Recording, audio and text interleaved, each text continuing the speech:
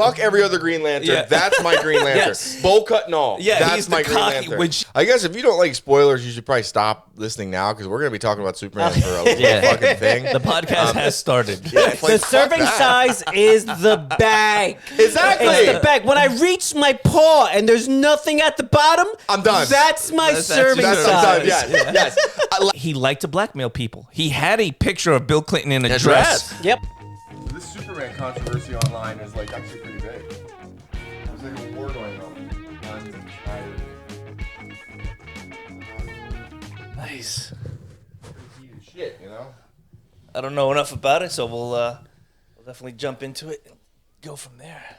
Yeah, I mean, we watched it last night. Yep. And I only bothered to take a look at one review beyond our own watching, just to kind of see what's going on, flip through the comments and see what, some people are saying. But I haven't seen any. Yeah, to me, it's like the social media. It's people are just arguing on every single fan page, like angry monkey bots. Yes, that. And when I saw that in the movie, I was like, that is literally like a direct shot. That is absolutely what is happening nowadays. Oh yeah. When I watched the movie, like I know people were worried about like it being overly political, and I could definitely tell, like especially when it got to like Bavaria and Jawadapur, whatever the fuck country is. I was like, you can see some similarities here. Like he's obviously making, but I didn't think it was overly political. I don't think so either. Yeah. And let's be realistic. Comics have always been politicized. Yes. Yeah. From day one. Right. Yep. People forget, I believe it was Captain America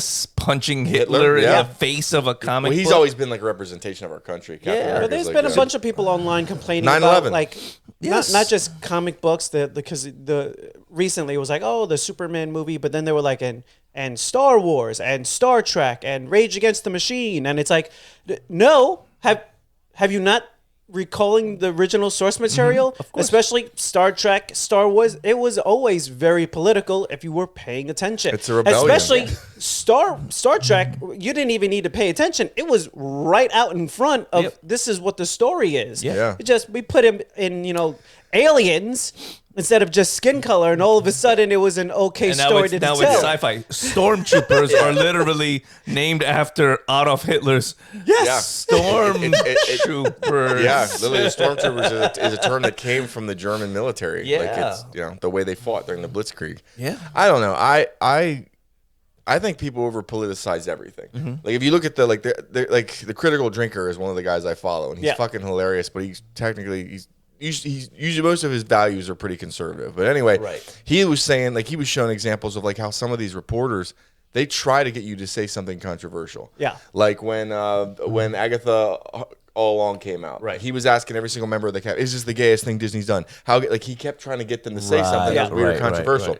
And when Superman came out, they said, you made this movie an immigrant story. The MAGA got really upset about that. Do you have anything to say to MAGA? Like, he was trying to get them to, like... Right. And I think Nathan Killian, he played Guy Gardner. Nathan Fillion. Nathan Fillion, the dude that's from Firefly. Firefly, yes. I really like him. Yes. His answer was perfect. This reporter, like, that looks like a fucking cartoon character, like white gelled hair straight up, and like, looks like they...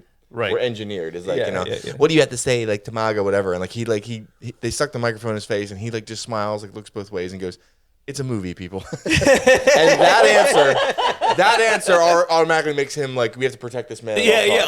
Like, it's a fucking movie. Like, like take your religious, political, whatever views you have, sit them on the shelf, go to the theater, and watch a fucking movie with your kids, with your family. Like, it's entertainment for the sake of entertainment. Right. If you look hard enough, you could politicize anything. You could put whatever bullshit spin you want to put on it. Yep. And that's a lot of what people are doing right now, is they're looking for something to be a problem because they got nothing better going on. There's more important shit going on. And those are the people that are usually trying to find something to be outraged about just because you got nothing going on in your life. And let's be real, like, Superman has always kind of been like an alien amongst human story, right? Because that's literally what he is. Yes, and I thought they did a great job of that. And then they show like, he was raised American. He was raised to be by two working class farming people from a good part of Kansas. Listen, you couldn't get any more ho-dunk than those two guys, mother and father that they gave him. It showed you why he had his values. Yes. Like, it's like, dude, like they raised him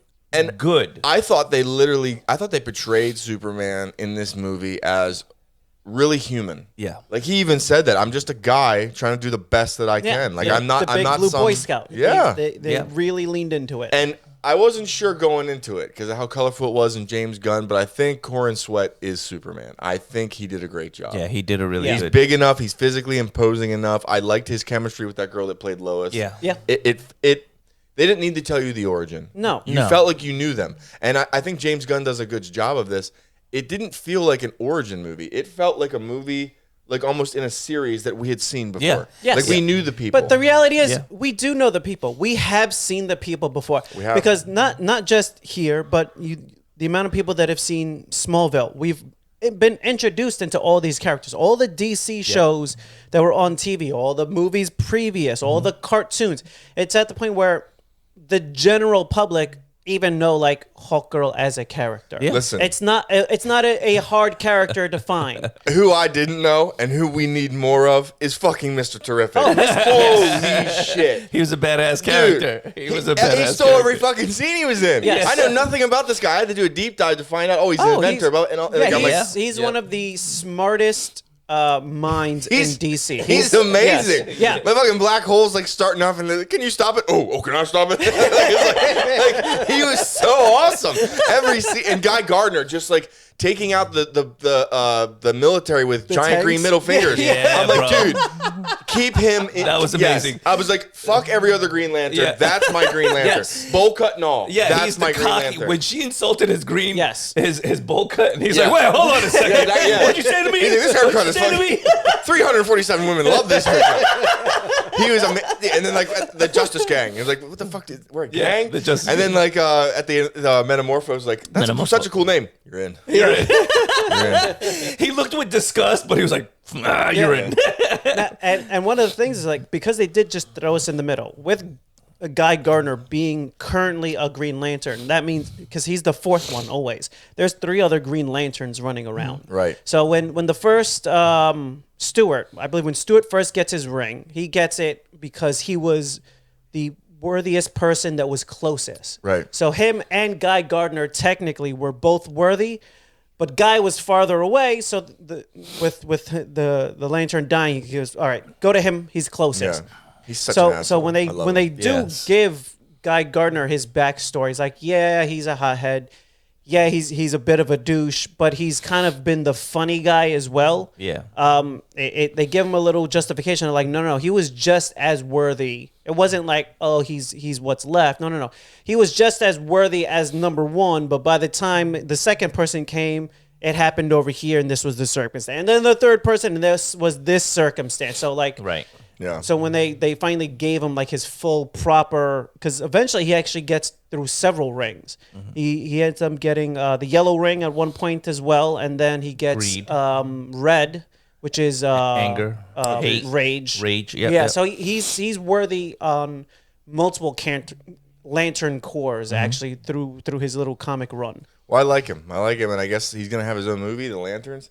I mean, I guess if you don't like spoilers, you should probably stop listening now because we're gonna be talking about Superman for a fucking thing. The podcast has started. Yeah. And I'm literally about to drop one right now. I like Millie Alcock as Supergirl at the end of the movie. Yep. Yes. I knew I recognized her, and I was like, Game of Thrones. There Yes. she is. I was like, holy Mm-hmm. shit, young, whatever.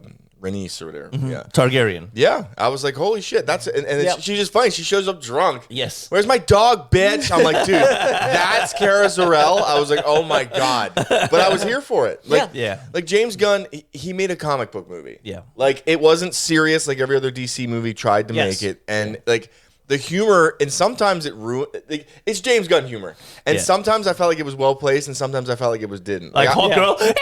Dude, the fact she shrieked. I was like, dude, what the fuck? The Like, entire time. You know what I told Eddie? That she was the equivalent of the goats in Love and Thunder, where they just kept making a shrieking sound wherever they went. You know he was giggling the entire time he was editing her Oh, scenes he just yeah, because definitely. she was screeching the whole way through. Yeah, and like it's like there'd be a real heartfelt moment, and like it's actually like, oh damn, this is like some heavy shit, and then all of a sudden like James Gunn would throw in a joke at the end. I'm like, God damn, you fucker! Like, not everything has to be Guardians of the Galaxy, you dick. No, like when they're having that moment together, and there's like a huge battle going on in the background, it's hard not to look while he's making giant bats. It's hilarious. It's hilarious. They're fighting this fucking thing in the background. He looks like he's like, oh, they can handle it. Like, It's very low. It's a very low level interdimensional being. Which is Mixoplick is what they're referencing. He's like, they got it. He's a fourth dimension being. They got it. Dude, it was. The movie was great. It was great. I think if you're a Superman fan, if you're a comic book fan, you enjoy it. There were little things that I like Crypto, the dog. Yeah. He didn't overstay his welcome. Yeah. He was there when the script needed him. Right. And then he fucked off when you didn't need him. Right. And he was there for comic relief. And like I'm sure a lot of girls and kids that went and saw the movie really digged it. You know, whatever. My girlfriend loved Crypto. Yeah. Whatever. Yeah, listen, they're gonna love it. I thought it was if I had to grade it, I'd give it an 8 out of 10. Yeah. Is it the greatest superhero movie I've ever seen? No. Is it the best Superman movie I've seen? Yes. And I say that I loved Henry Cavill as Superman. Yes. I think I loved Henry and everything. There's a more serious undertone. It was, but it was brought down by Snyder's inability to formulate a good story. Yeah. And I will say that I think that Superman, this movie, James Gunn's Superman, is the best thing to ever come out of the DC universe. And I think it's a good launching pad. I think it is the most accurate to Superman in the comics of the Superman movies. And to the original Superman, he was wearing the red shorts. Yep. So like this is more of a throwback to that. He had the Fortress of more Solitude. Traditional Superman. I'm gonna give it a 7 out of 10. Fair. And I really loved it. Not for knocking it, but just comparing it to the other Supermans, because I'm always gonna have a very special place in my heart for the original trilogy. Christopher Reeves. And there's something about it that dude, just, he had the hair tossle. Like, he was Superman. He made flying believable. Yeah. And it was just like an upper torso and some hands probably laying on a table somewhere. To this day, I still remember him flying so fast in reverse that he turned back time. Does it make sense? No. But who gives a shit? He is Superman. Well, I mean, that's so angry he flew through time. That's about relatively. He didn't, because some people are like he spun the plane. No. He himself moved, and visually, as you're watching it, it would look like it's going backwards if you're from an outside perspective. But it's more like he did a bit of a flashpoint where he just went fast enough to go backwards. That's and they did that back in like the 80s, dude. That was I still remember to this day that. I was like, God. I did love the new Lex. Yes. He was a perfect, evil, maniacal Nick Holt. He really went unhinged, which was fantastic. Yeah, that's what Lex is. Very good. Yes. He's literally psychopathic in his hatred of Superman. He had a room full of people that were fucking calling plays. Yes. I'm like, dude, what the fuck? Like, that was so fucking good. Like, he had the team where, like, we got his game plan. He had gamers in the corners, computer guys here, an evil billionaire, man. And I liked it. They changed it from LexCorp to LuperCorp. I'm so fine with that. Yep. Yes. I loved, I mean, he's just like, innocent people are dying, and he's like, they chose him. Fuck them. Like, you know, like they can die. They chose Superman. They know their side. That is quite literally the way he was in a lot of the comics, a lot of the stories. I think it's in All-Star Superman. Yeah. He's the president. He gets Superman's powers temporarily. Then he finally realizes the burden. Oh, fuck, I'm wrong. Yeah. The burden of being Superman. Yeah, because he goes, oh, he can quite literally like see down to like, you know, atoms and everything. He can see how everything's interconnecting. He's like, oh, I'm fucking shit up, aren't I? Yes. Because I believe that's when he actually joins forces with Superman to go against Apocalypse. Because he Apocalypse, Darkseid. He essentially sets up Superman to die. So with the anti-life equation. So Superman essentially kind of sets him up to get his powers so that he could see the world the way Superman sees the world. Because it was one of those like, if you could see the world the way I could, I know you're smart enough to then understand what the problem is. Lex is definitely one of the more impressive human characters in all comics. Yeah. Because he's just a really driven man. His poisonous, when he's sitting there and Superman's like flipping out, ripping things apart, he doesn't even stop to, he drinks his coffee and looks at him. He just whispers shit into the mug. He's like, little white dog in a red cape. What'd you say? What? Nothing. What a fucking dick. Yeah. I have no idea what you're talking about. Also, kudos to him for locking up his exes in cubes in a pocket dimension. Bro, the whole gag of Jimmy Olsen being able to get hot chicks is amazing. He's a short little redheaded dude, and like women love him. And the fact that he called her mutant toes, he said that her toes were like someone spilled a shrimp cocktail on the floor. I couldn't fucking. And the girl's like smoking hot. Like a damn 9.5 out of 10. He's just like, ew, mutant toes. But he didn't even know that she was hot, right? Because Lois is like, your hot ex-girlfriend. He's like, hot? Is she? I guess. Like, if you think. Like, it's nothing to him. It's just another. Jimmy Olsen is another is Tuesday. that guy. Yeah. Jimmy Olsen's that guy. Yeah. I loved it. I thought the movie was really well done. The fight scenes were really well done. I do hope that they scale up his power a little bit as he gets older and I do not want to watch him take more ass whoopings, please. Yeah. No, because when I saw the Hammer of Bavaria or whatever beating the hell out of him, I was like, oh man. But then when you find out that it's Ultraman. Oh, okay. Now it makes sense. Now I know why he's taking. I was like, is he getting beat up by a robotic suit? That makes no sense whatsoever. But yes, once Ultraman was revealed, I'm like, okay, yes. I can get with that. Again, this is Superman in what is essentially year 3 for him. So they're starting him off. You can't start with Maxed Superman out. at his top. You know, cosmic armor Superman. Well, you got to start him out low and give somewhere to build up to, because at a certain point you start running out of things to throw at him. Yeah. I like the fact that they mentioned that in this particular universe, kryptonite is not in abundance. Yeah, it's hard to find. It's hard to find, as it should be. Not like in Smallville, where everybody had it in their fucking pocket for some fucking reason. Every week it was another fucking problem. There's more kryptonite somewhere. You need to address that. The kryptonite it comes from a planet that blew up multiple fucking galaxies away. Yeah. It doesn't drift to Earth. That's not how it works. But the fact that alien that Metamorpho can turn into it that's a trump card now. Yeah, Metamorpho. I mean, if you want to talk about a safety deterrence against Superman, that's it right there. Yeah, there he is. That is all of Batman's prep time right there. Well, hashtag prep time. I bet the reason why kryptonite is gone is because of Batman. That's the thing that Bruce would do. Yeah. This is his weakness, because he actually buy it up. He does do it in Justice League. He actually has plans to take down every single one of the members. Yes. Yeah. It's actually a really excellent episode, and they're like, "Well, where's the plan for you?" He's like, "You guys, you're the plan for me." Right. So I got something for each of you, and then you. So right. Or what's for me? All of you combined. Because I've been prepping to kill y'all motherfuckers for years. That's not. But that's what an assassin would do, though. That is always a common thing that I think they always, when you have Batman and Superman intermingling enough, is that Batman does have a piece of kryptonite floating around. He's the one that's collecting it. I would say, as far as the Superman movies are concerned, I'm going to give the original Superman movies my number 1 spot. That's fair. I no disrespect to Christopher Reeve. I would give the second one to James Gunn's Superman, and then the third one to Henry Cavill. I think that's the order. But I will say this. I would say that mine is I'll go this Superman, then Man of Steel for me, then Christopher Reeve. But no disrespect to Christopher Reeve. No, of course. He was the OG, and but Ed, what about you?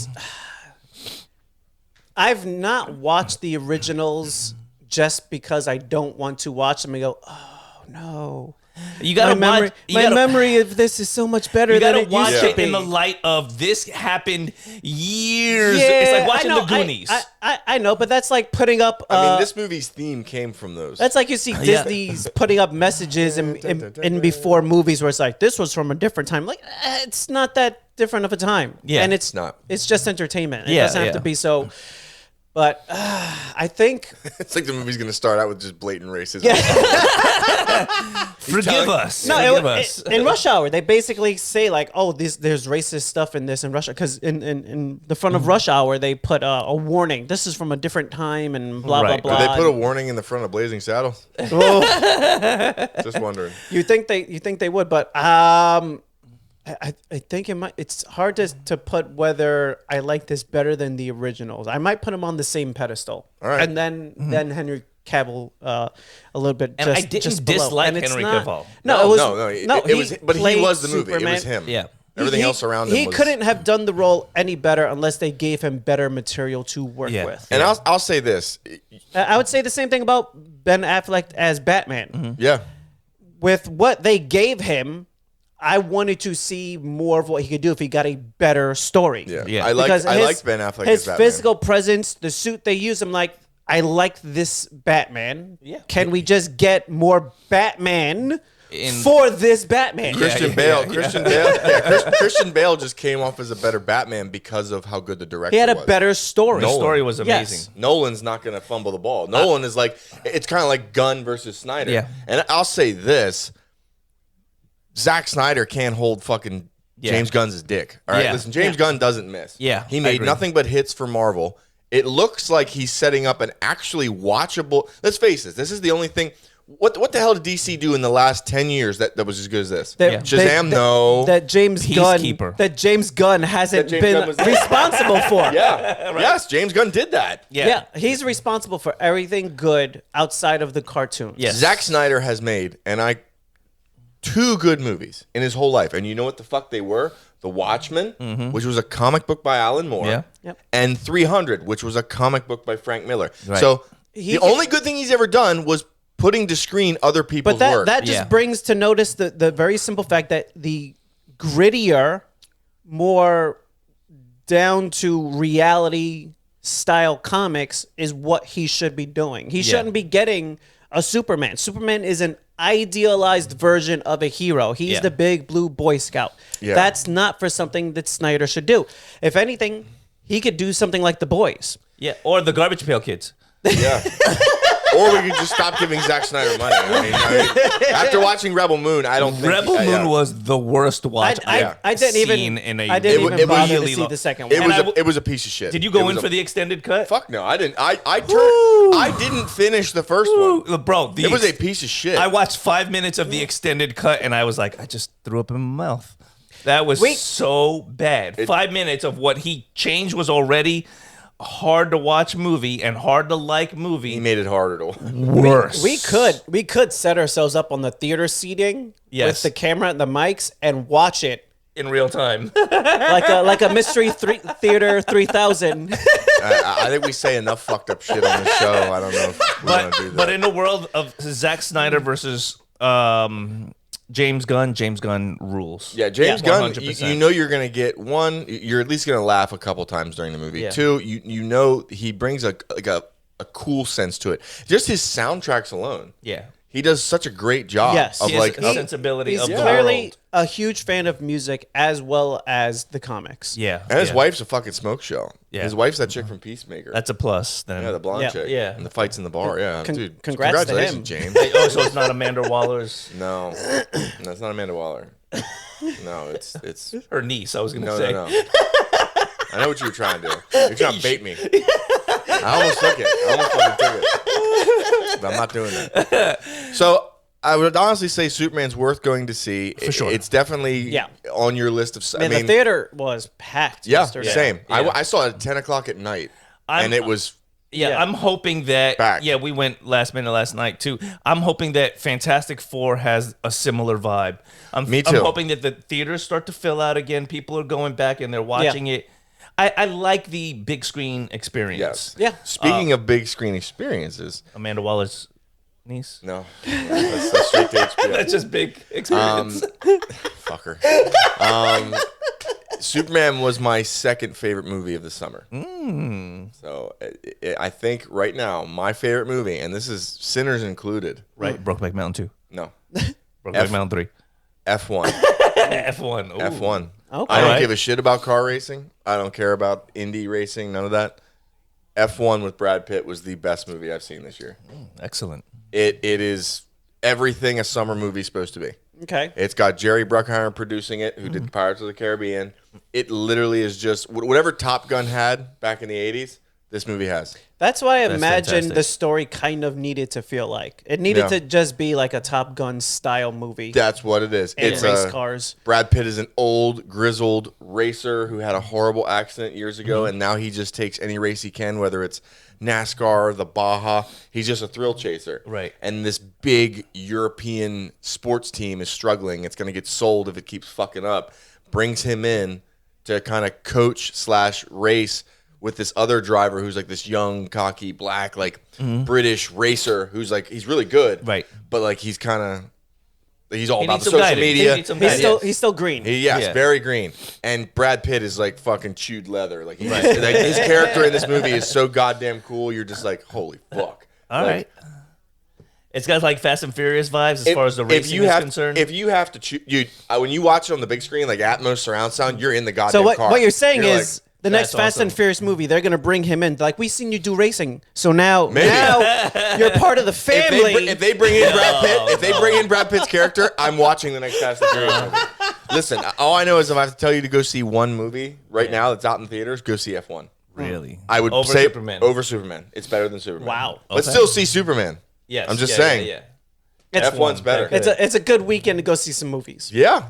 I think, and this was a sleeper hit. Nice. It was supposed to be F1 either Superman, Jurassic Park, or Fantastic Four. Everyone was saying that these three movies were going to be the three big blockbusters of the summer. Yeah. And out of nowhere, this fucking racing car movie comes in. I had only seen previews for it like 2 weeks back was the first time I seen anything. It's got like a 98% with over 10,000 reviews on it. Holy shit. It's a very fucking good movie. Now, F1 Formula One, is that French? It's more European based. It's like they do more than turn left. Yeah. Okay. NASCAR's like, look at that fucker turning left. Right. Yeah. And it's impressive, but these cars are millions of dollars. They go 200 like plus miles an hour. Cutting edge of car technology. So would you they go into the engineering of it, like how low the car is to the road and like how aerodynamics, like people from Lockheed Martin get jobs at F1. It is silly the amount of money spent on these cars.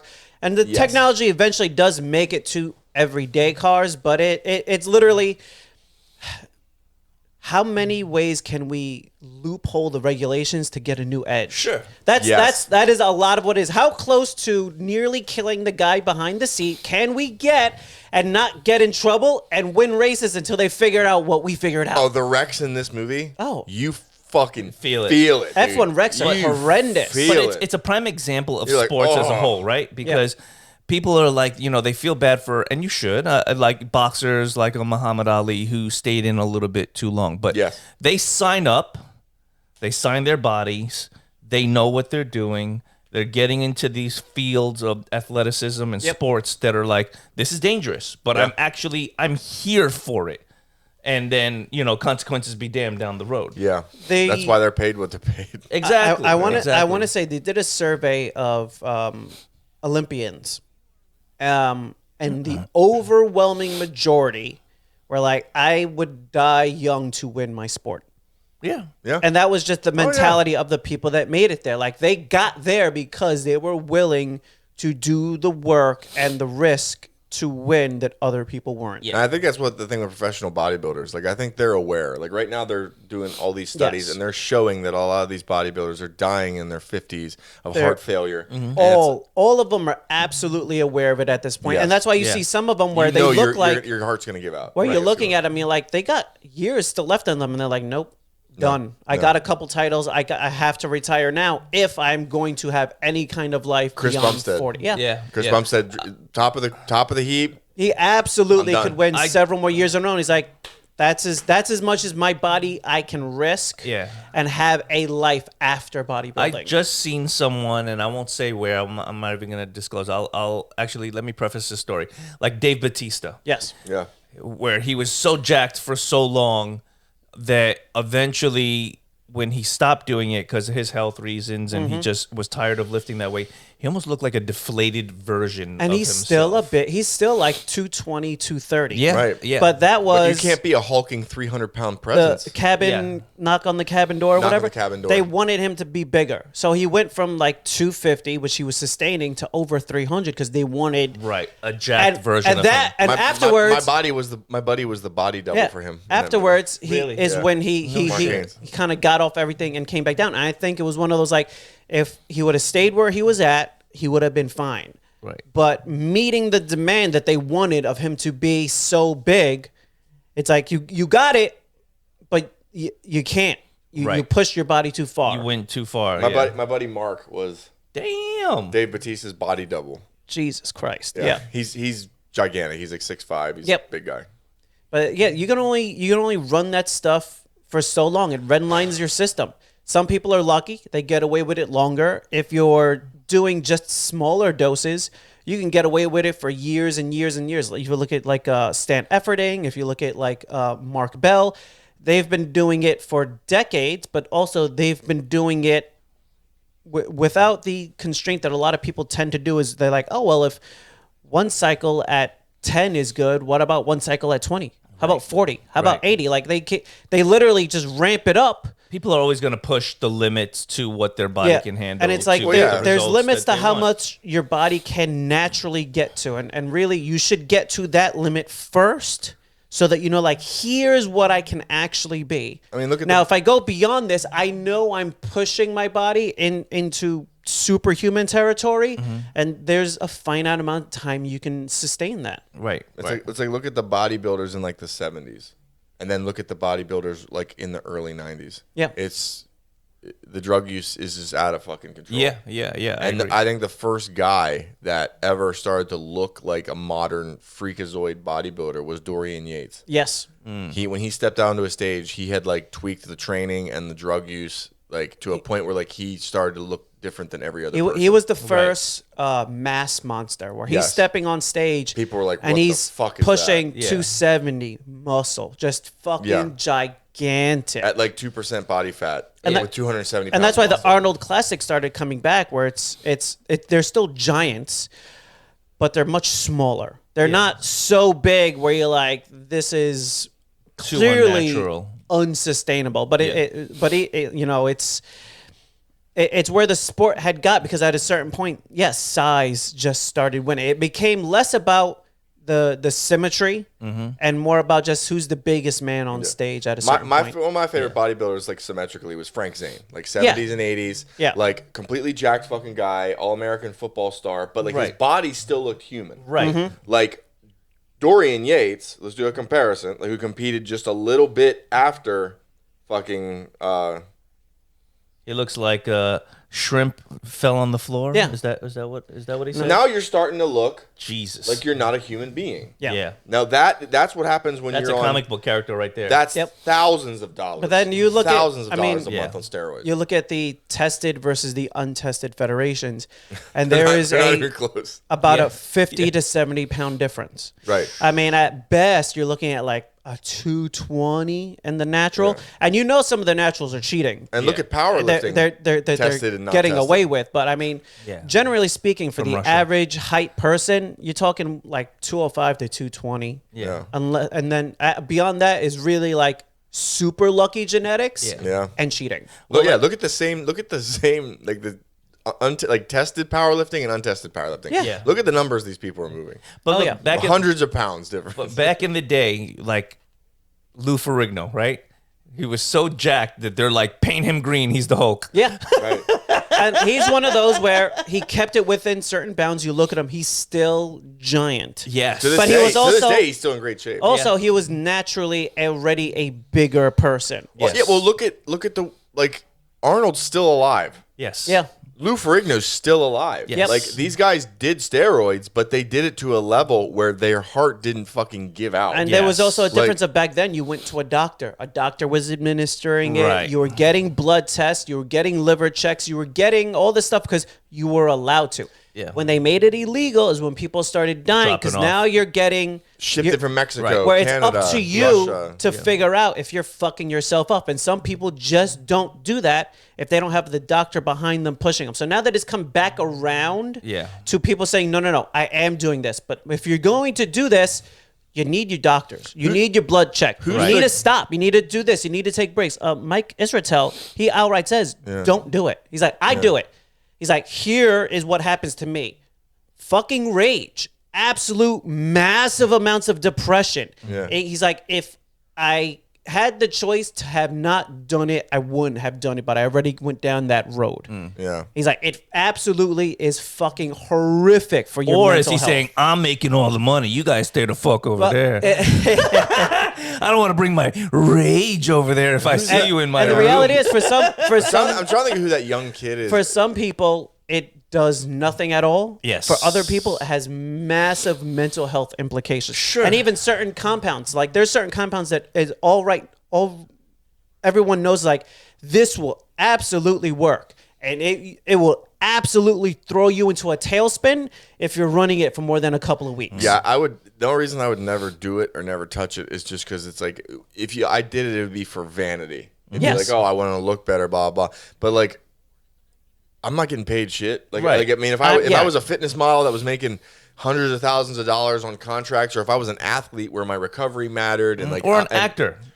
Right, you got to be on screen. And they said, all right, Ian, we need you to play this role. We need you to put on 20 pounds, and you're going to get fucking $5 million for the role. Okay, shoot me up. Sure. But like, for what? So that I can take a fucking better selfie? Get the fuck out of here. It's not in the bathroom. Right, yeah, with my fucking with all the other guys. Fucking dick in my hand. No, it's all gay country I used to love that, like when you would go into the bathroom of the fitness center, and there's like 4 or 5 like, let's say like 19 to 25 knuckleheads like surrounding a mirror, like flexing, taking pictures.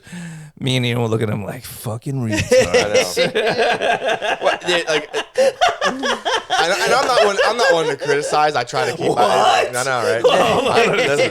You're not one to criticize. We need to stop right there. Hold on. At least not when they're trying. Okay, if I see like a fucking I didn't know how to tell these kids the other day. I was washing my hands. I went to the bathroom and washed my fucking hands, and I got these 2 like 15, 16-year-old kids that are in the mirror next to me, right fucking next to me, and they're like fucking posing and doing all this shit, and they are fucking 140 pounds. Right. They both have guts. And like they look like they just live off McDonald's and Taco Bell. And like he's like, does this one look better? And my boys. Bro, I fuck chicks with more muscle mass than me. And I'm just like looking at him, and like he's like, does this one look better? And like they're doing these fucking poses that they've obviously never been coached. And I'm just like, at least they're in the gym. I'm washing my hands. I'm like, at least they're in the gym. Like, but like part of me wants to just turn and be like, you both look like shit. like both of you look like shit. And there is no posing going on. Like if you guys like you look like Best Buy employees. I do not think either of you are athletes. Like it would surprise me if I found out that you guys played softball. Like, it would shock me. But like I try not to be like that. But, of course. No. Look, and I will never like. You can be 600-pound monster, but if I see you on a treadmill at the gym, I will not criticize if you're putting in for sure. work. Because now, if I see you at the mall bitching because all the fucking scooters are taken, fair game. Well, if you try to run me over at Disney with that fucking scooter, I swear to God, we fighting. Everybody starts somewhere. But speaking of scooters, there are now rental services for scooters for Disney parks. No, We need less scooters in places like amusement parks. So that you don't have to walk around. You can just rent yourself a scooter now. No, great. I think it's just graft wheels onto their fucking ankles. Yeah. How about that? Well, then give them a scooter lane, and you guys get one little spot around the park where you got to stay in and trail each other around like a little bunch of fucking fat snails. Yeah, we'll set up a bunch of churro fucking shops on this trail. You don't have to even leave it. Extremely elderly. Yep. Obese, out of your control, some sickness or something or other like that. Even that one kind of born with a deficiency. I don't like the obese out of your control. I don't even like that one. I don't even like how that one tastes. I'm saying obese out of your. Let's say there's a medical illness, a medical reason why. Like what? Diabetes. Shay's diabetic, right? But he ran 9 miles today. Shay looks fantastic. He ran. He sent me the text too. You fucker. Yeah. He sent me the text. He ran 9 miles today. Shit. Oh, my friend was running a 15K, so I wanted to keep up. What the fuck? Damn. Just when I think I'm doing good and running enough, he sends me that. Like, dude, 9 miles today? They are now trying to classify. He got up ahead of us. Obesity as a disease.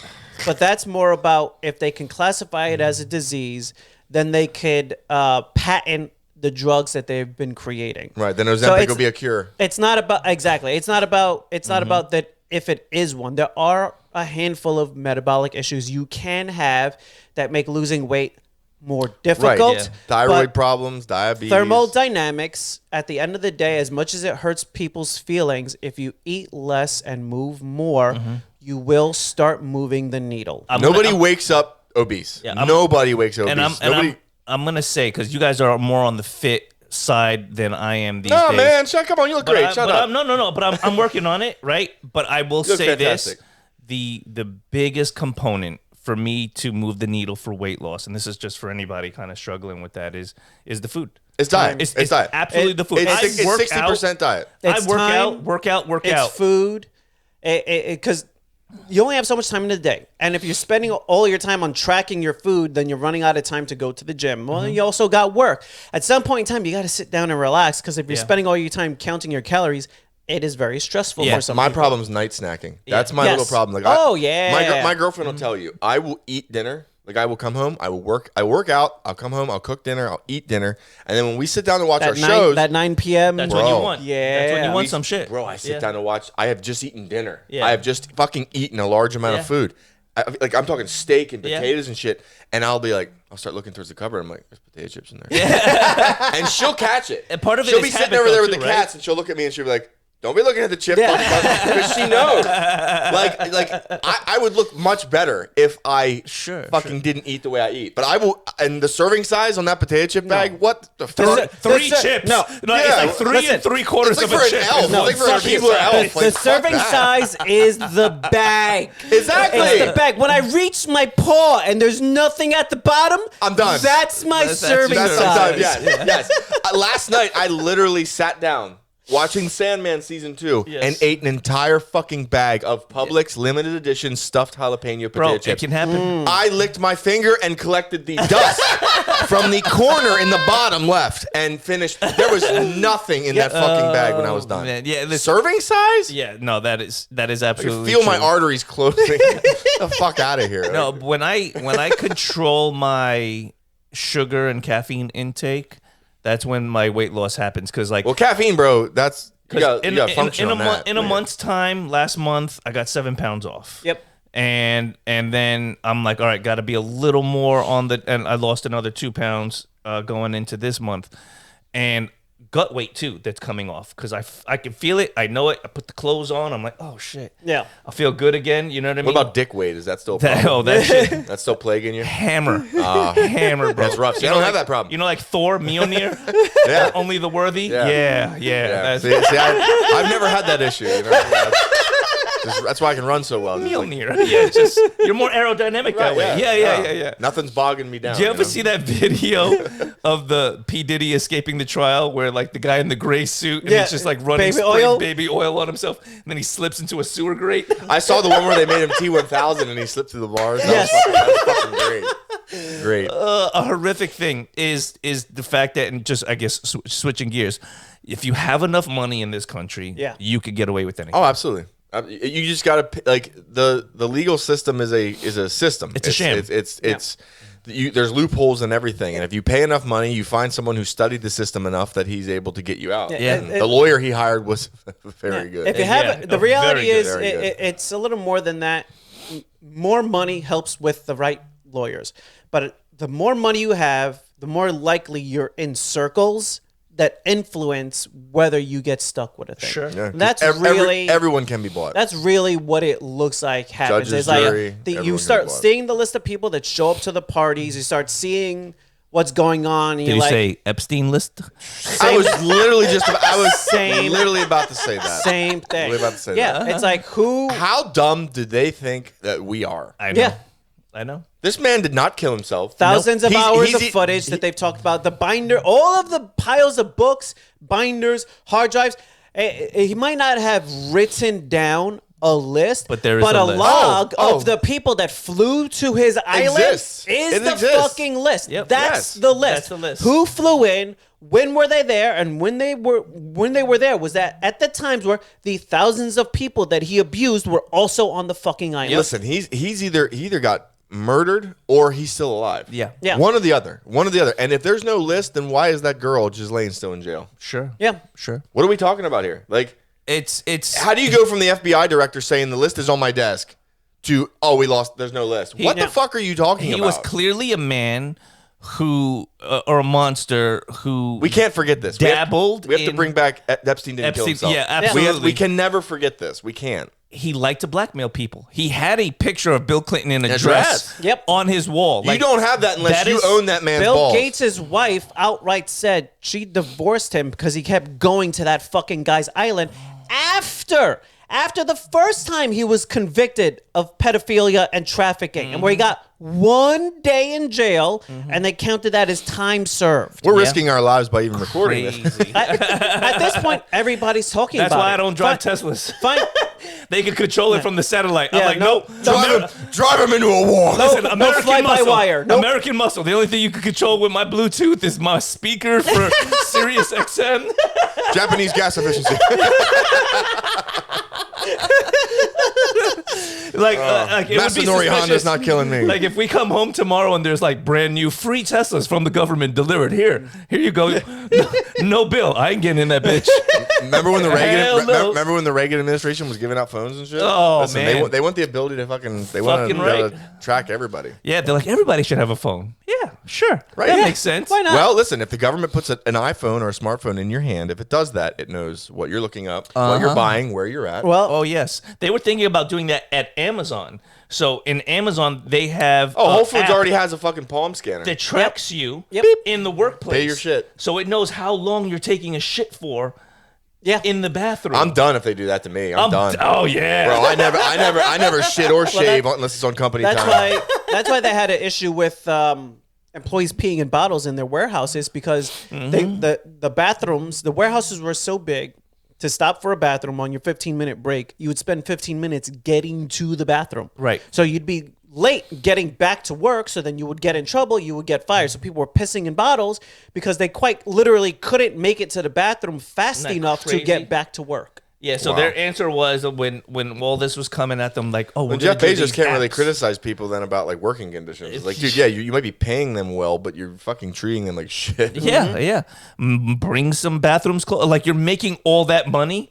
You can't overnight a fucking bathroom for your employees. Dude, you got a fucking space when you're bored, dude. Put a porta potty in. If the warehouse is miles long, a bathroom every 100 yards doesn't seem unreasonable. It seems like commonplace. Every football field distance for a set of bathrooms doesn't seem like that much of a problem. Use the same model that Disney did. He's like, if I want to keep the parks clean, a garbage can needs to be visible every 30 feet. Yeah, if you look. And a bathroom every 150 feet so that people can go in and out of bathrooms. As soon as you look around, you see a garbage can. You can't be within a garbage can and not see the next one. Right, it's genius, right? But you think about it, when you walk through those parks, they're very fucking clean. They are very clean. Yeah, right? And it's not because people are like, I'm at Disney. I'm not. People are fucking animals. Slobs. Yep. When I went to the bathroom yesterday, I closed my eyes to pee in the toilet. I'm like, this bathroom is so disgusting. I'm gonna aim. I hear the water hit, and I'm like, all right, close my eyes. I don't Usually want when I go to concerts, concerts in the summer and it's like hot, like, dude, you smell things in the bathroom. You're like, what the fuck? They're unforgivable. Yeah, dude. Like taking a piss in a metal concert bathroom in the heat. You're like, this is. It's like war. It's like you guys know better. Add better ventilation. Put more powerful fans. Move that air out faster. Yes. This can be done. Yes. This isn't a problem that can't be solved. So 2 shows that we need to talk about. One, I'll let you handle the beginning of Sandman season 2, but there's a show that I briefly want to discuss called Tires. Oh yes, guys! If you haven't seen Tires, it's good. It's fucking good. Season 2 is out. Yep. It's fucking amazing. Yeah. It's just got a great cast. Like Ron White comes and plays like a retired NASCAR driver. He was supposed to be on Saturday Night Live, and they good. took his podcast out of context, and they fucking dropped him the day they picked him up. Jeez. And now he's on Netflix, killing it. He's on YouTube. He's dropping specials, and it's like. Now you're bringing him back as a guest host when he should have been a proper fucking cast member. Because you listen to a handful of loud people online versus the actual majority of people who are like, it's a comedian saying off the cuff dumb shit. Yeah. That's their job. That's what they do. Yes. That's the job description. Yeah. Push the boundaries. The only person that deserves a fucking beating, and I would be glad to give it to him, is Tony Hinchcliffe. Fuck that guy. Okay? Tony Hinchcliffe is a piece of shit. Somebody posted a clip of him still talking shit about immigrants and this, and I'm like, bro, you are an immigrant, you piece of shit. Like, I would love to sign me up. I will fight him MMA style. He's your Bill Maher. He's my Bill Maher. I would love if I would pay. If he Bill's gotten better. I've heard Bill talk lately. Bill's gotten better, but I'd still slide. I think he's starting to come back down to reality. If he comes to West Palm, I'd still slide him. We go, and I will heckle him from the fucking crowd. Relentlessly until we get kicked out. I will stand on the table until they kick me out yelling at Tony Hinchcliffe. Yeah, Tony Hinchcliffe does have a good show though. The piece of shit guy. No, the piece of shit guy. Kill Tony. Yeah, Kill Tony yeah. actually Micro Penis, the show with Tony Hinchcliffe. It's funny stuff on it though. Yeah, fuck that guy.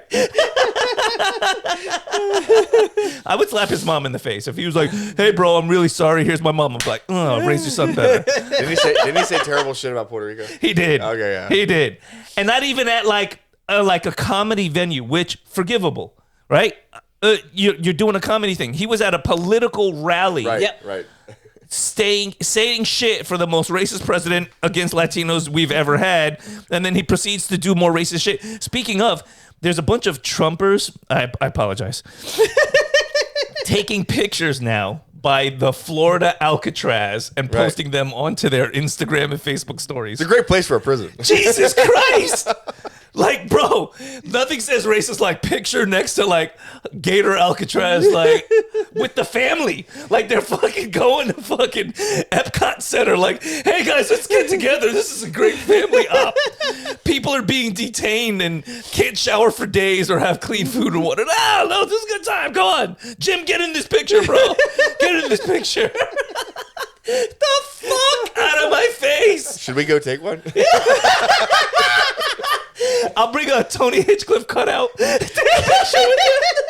Now that is fucking funny. Yeah. But yeah, fuck those people. And oh wait, hold on. I was gonna end it, but thank you, Sandman. Let's end on a good note. Just end it. Fucking end it. Sandman season 2's okay. They had to end the show, so they ended it. It's fucking Jesus Christ. Alligator Alcatraz. That's shit. Right. No, but we got a headline with Superman. We spoke about Superman. Yep. Yeah, Superman made up the majority of it. So we'll do like what? Superman and then like / alien Alligator Alcatraz. Superman freeing people from Alligator Alcatraz. Yeah. That's a good AI picture. There you go. Goddamn. Nelson's stressed out. I want to get on a plane and find Tony Hinchcliffe right now. That's how I felt on film for a while. Yeah. I couldn't believe he was talking shit on Stanley. What the fuck? Yeah. Well, everybody at a certain level, we start pulling out of places. That much money for that long.